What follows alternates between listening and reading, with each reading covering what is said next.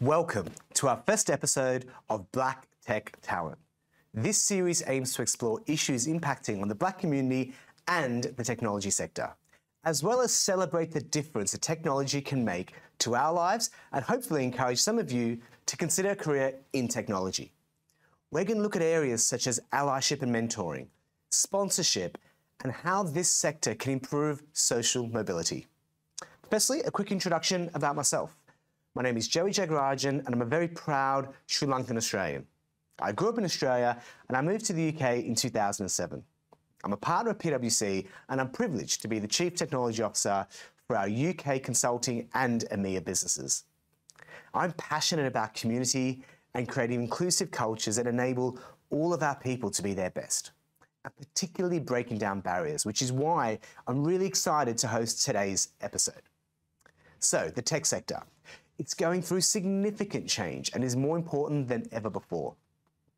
Technology for social good is vitally important to society, and I personally believe we cannot solve the world's most complex challenges without technology at the core.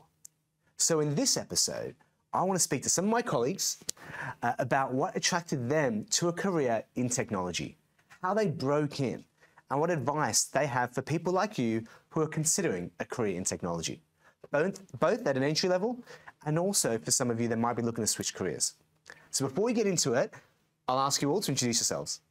Hi, I'm Golda Boateng. I am a tech delivery manager in our government and health industry practice. I am here at PwC, and I want to make an impact to those who want to break into the industry coming from a non-tech background like myself. Yeah, so my name is Richard Bodu. I'm a data analytics manager here at PwC. And yeah, what I do at PwC is mainly focus on delivering sort of like data science solutions and essentially deploying them onto the cloud. Yeah. My name is Salome Tirado Ekeze, and I'm a tech degree apprentice. So I'm studying computer science, and also I'm doing consulting here at PwC as well. Awesome. Listen, thank you very much, and you're all very qualified, right? So let's get stuck into it. So the first thing I want to do is about entry into the technology industry, right? So based on a study that I was looking at in 2019, only 3% of people in the tech sector are from our Black community, and 2.5% of boards in the UK tech sector have an ethnic minority background. So for me, those statistics don't sit very well, right? And we've got to change that. And if I look at what we're doing in PwC, we're really putting diversity and inclusion at the core of our strategy and what we do. We've set ourselves diversity targets. We're very focused on trying to change the ethnic minority pay gap, etc. But that takes time. But I want to ask each of you, what do you feel are the barriers for Black people to enter the tech sector? Why are the statistics not where we want them to be? Yeah, so I think, in my personal opinion, I think it starts from the grassroots level. Mm-hmm. So what more can we do in terms of the schools? What more can we do in terms of education? I feel like when I was growing up, there weren't really those sort of like opportunities, that advice there to really tell me, actually, this is a career that you can sort of like, get into. I sort of like fell into it by accident, let's say. But I think more work needs to be done essentially at the grassroots level. Okay. Yeah.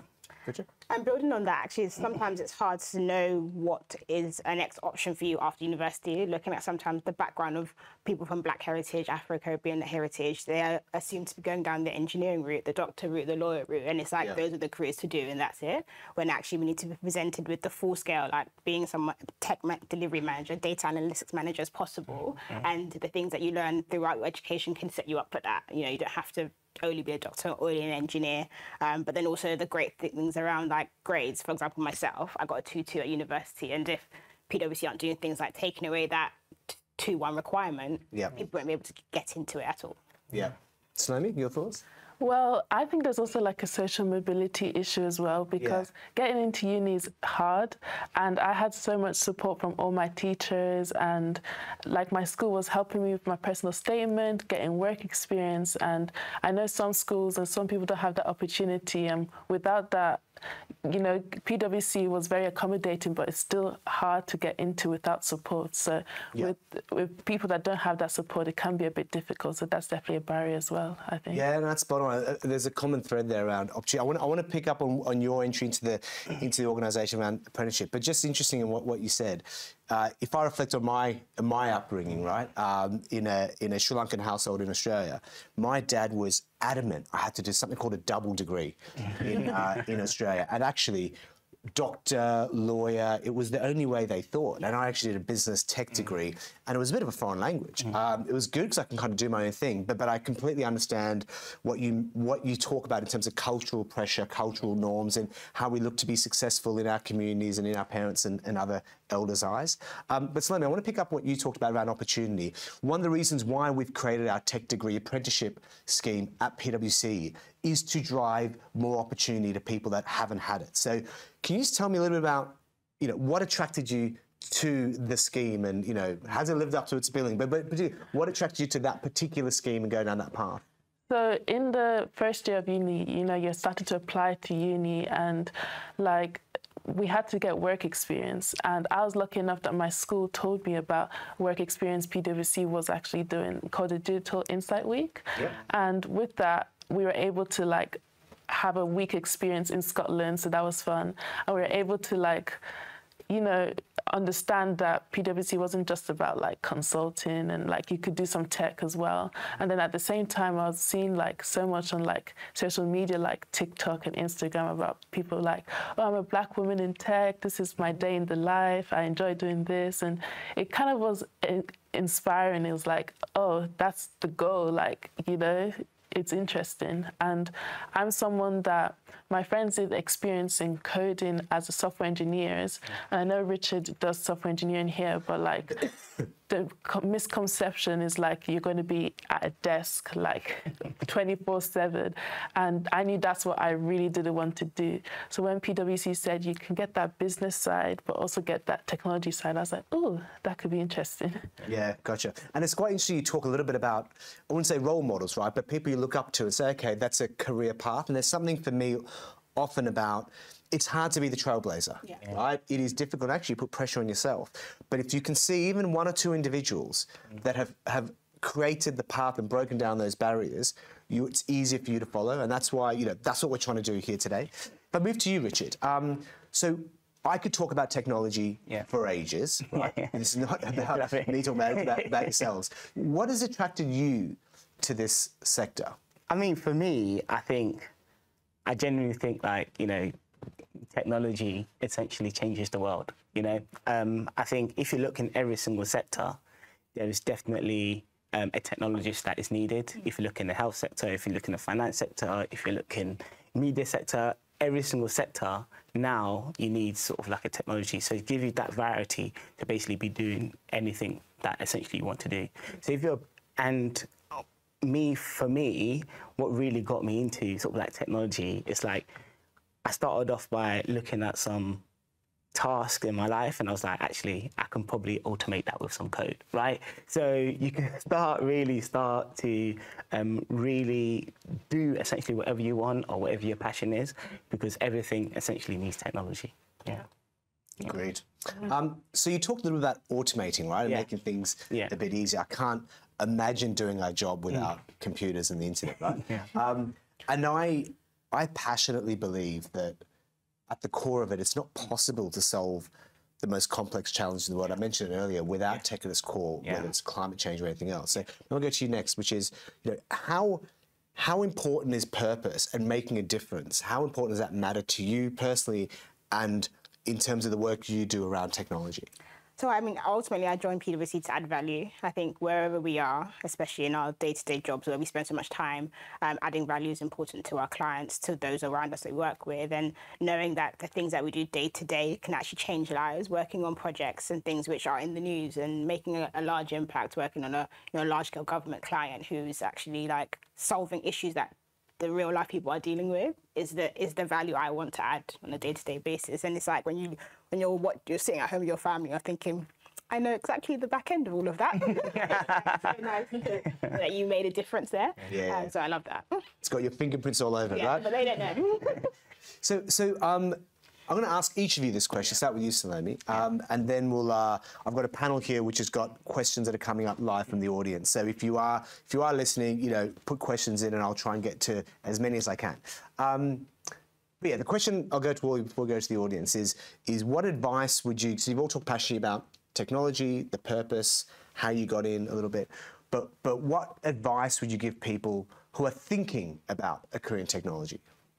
I think networking is so important. Like, I didn't get LinkedIn, I have to admit, until very, very recently. But if I had LinkedIn when I was applying to uni and stuff, I could have spoken to so many people already, because coming into the firm now, being able to do the opportunities that really interest me, I've only been able to get here by speaking to people and just like gathering intel about how the company works from the inside, and I just find that really beneficial. So my advice would definitely be to network. Don't be shy, be confident.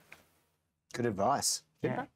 Yeah, I mean, I think definitely find a sector that you're interested in, right? So find something that you're passionate in, and then essentially go in that field with a technology sort of angle. There's so many different roles within sort of like technology itself. You don't necessarily have to be a coder. You can do, Scrum Master. You can sit between, you can be the person in between, actually translating business requirements into sort of like technology language. So there is so much sort of like opportunities. There's so much diversity of roles in there.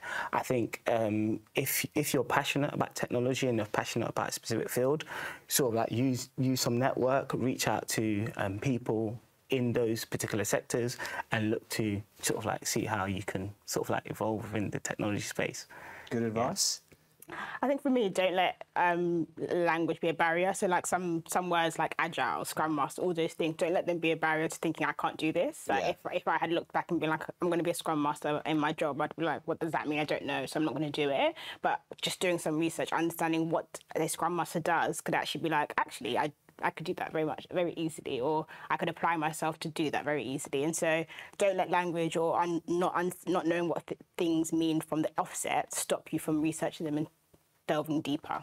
I think it's fantastic advice in anything in life, actually. We all suffer at different times to varying degrees the concept of imposter syndrome. Yeah. So, do I know enough? Because, it is a very complex area. My bit on this, just if I give my reflections about what people should be thinking about in a career in technology, is I'd flip it, right? And I would be challenging for you to find a career that doesn't have technology at its core. If I think about the way we solve problems for governments and for clients, if I take our industry solutions, what it couples is we take the best of our industry expertise, the best of our functional expertise, the best people that we have with relationships with our customers and clients, and couple that with our cloud, digital, broader technology and data offerings. So we create something that solves very, very complex problems, even if it's a very industry functional challenge that is being faced by an organisation, such as how do we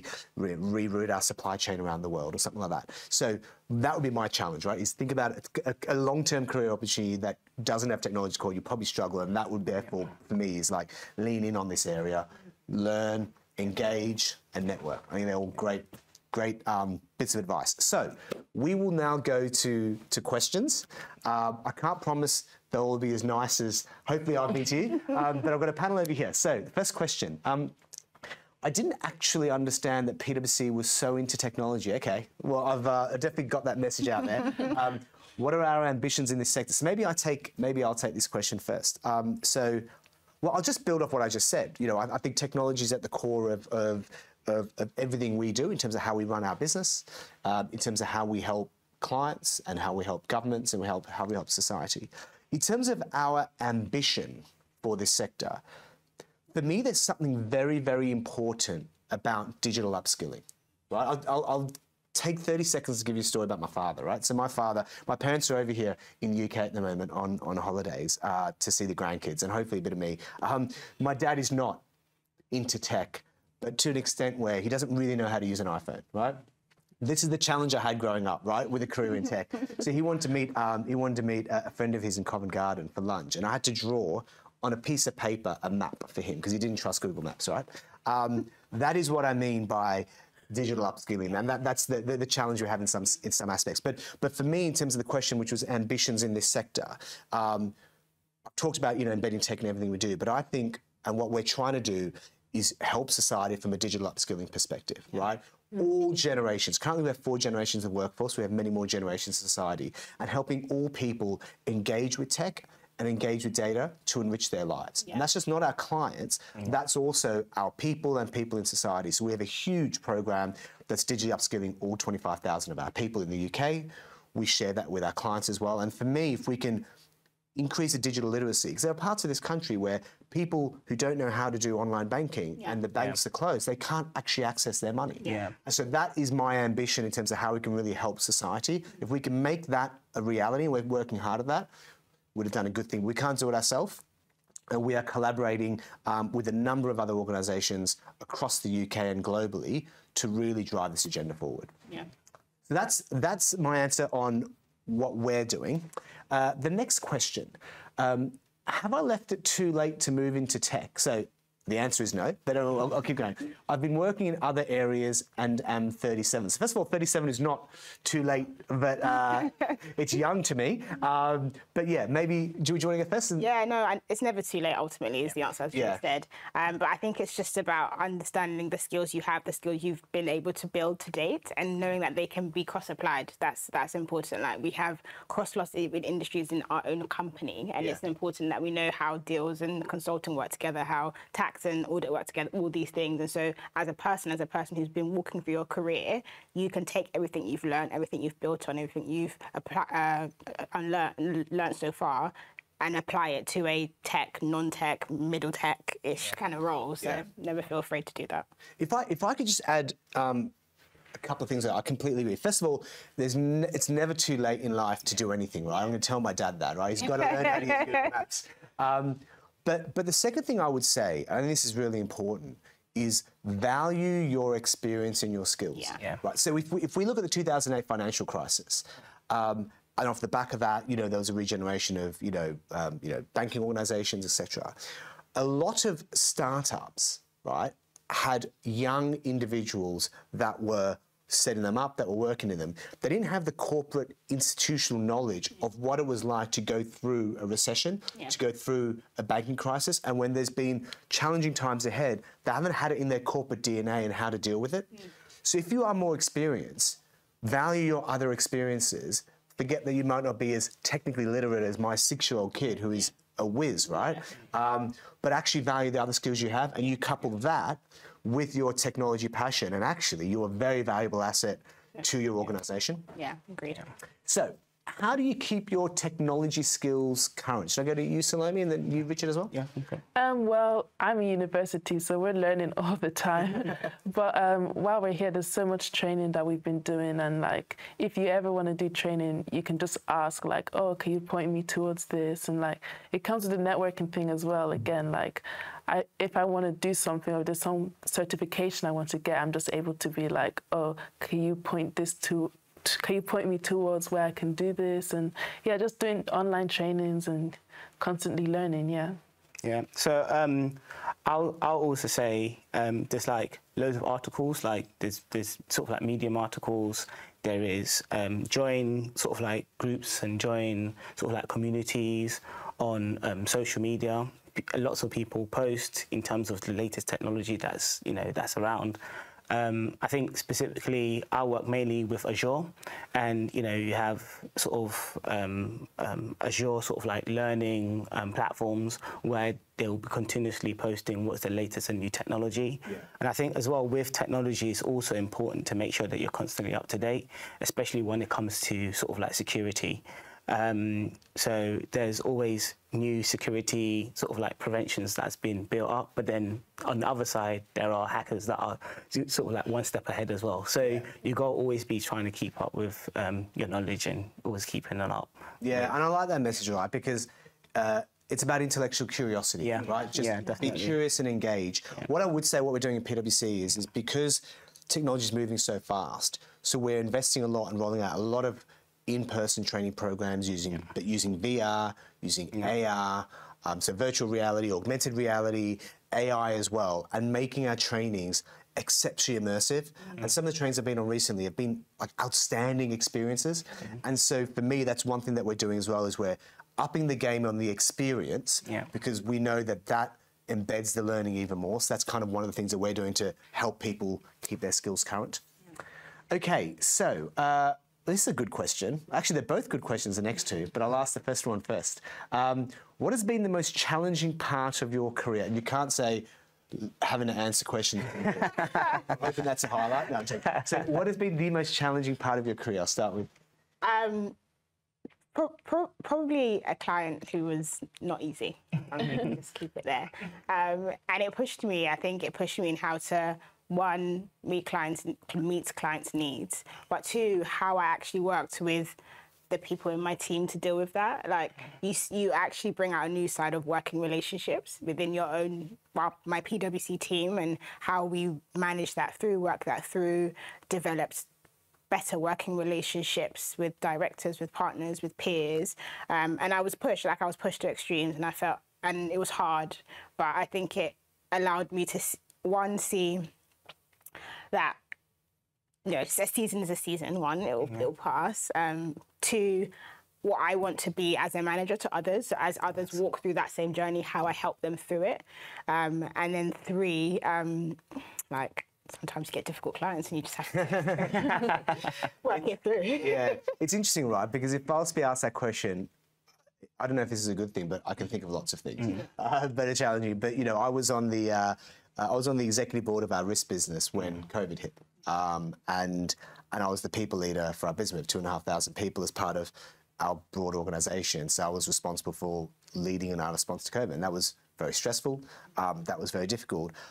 But actually, it was a collective team effort, right, that got us through that. But it's interesting that both our examples, and I know your examples as well, are all about the human element, right? And all about the personal element and the ups and downs and the resilience we need to build. And the parallel I'll draw to that is that I'm not saying tech is easy, but, you know, the tech stuff you can learn, and like at a company like ours and other organisations, you'll learn it, you have all the support. But in work, actually, it's those difficult experiences that make you stronger, and they make you, I think, a better person to deal with stuff outside of work as well. Yeah. Okay, so the next question. So I'll start with you, Salome. So what's been your favourite piece of work in your career so far? Wow, favourite piece of work? Well, I do enjoy what we're doing right now, being able to, and I'm not just saying that, but last summer I did have to, when I first joined, I didn't think they'd give us much like experience because we were joining as interns, and I thought, oh, they're just gonna make us, I thought I'd have to be like an assistant, like carrying coffee or whatever.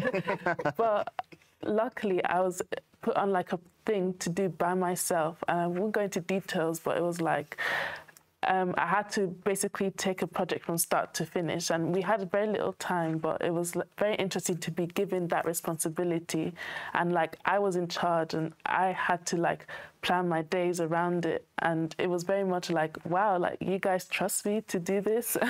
I found that very interesting. But yeah, I'm looking forward to more of those moments because obviously I haven't been in the sector long, but that was nice, yeah. Great, yeah. Well, all power to the leader that empowered you. I think empowerment's a massive thing. How about you?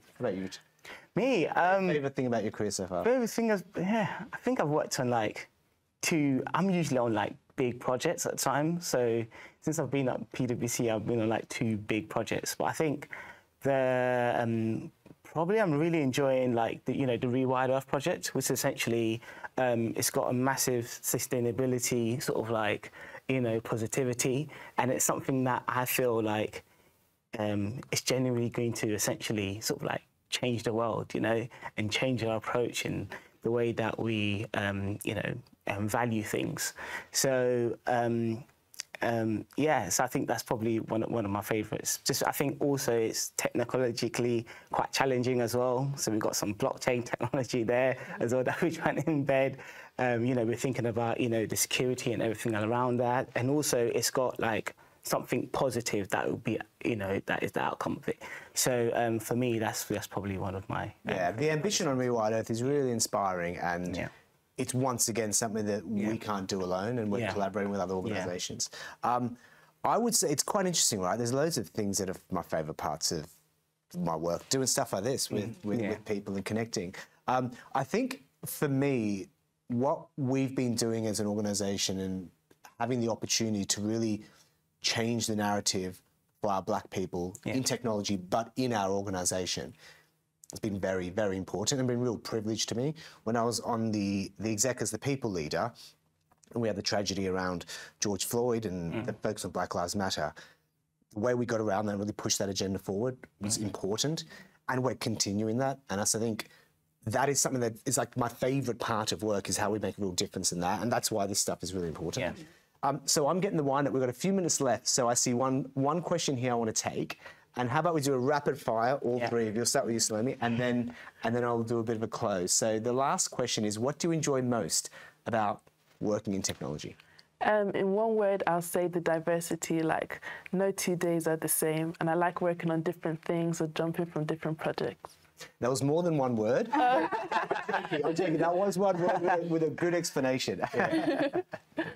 I mean, for me, it's the ability to work in lots of different types of sectors as well. So me personally as well, in my own time, I, build apps for, schools as well. So it's something with, skills that I've sort of like developed within PwC. I'm also able to help, our local community. So that's what I love about working in tech.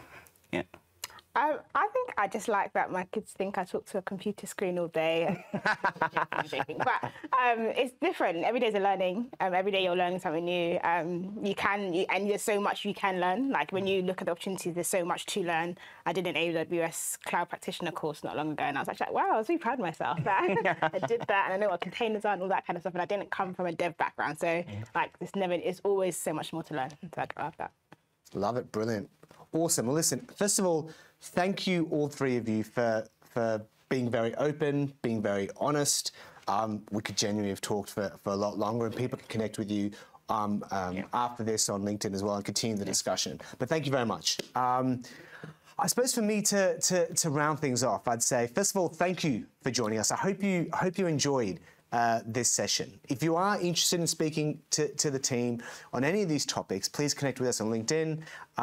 Join us on our Black Tech Talent LinkedIn community page as well, and the details are going to be in this chat group.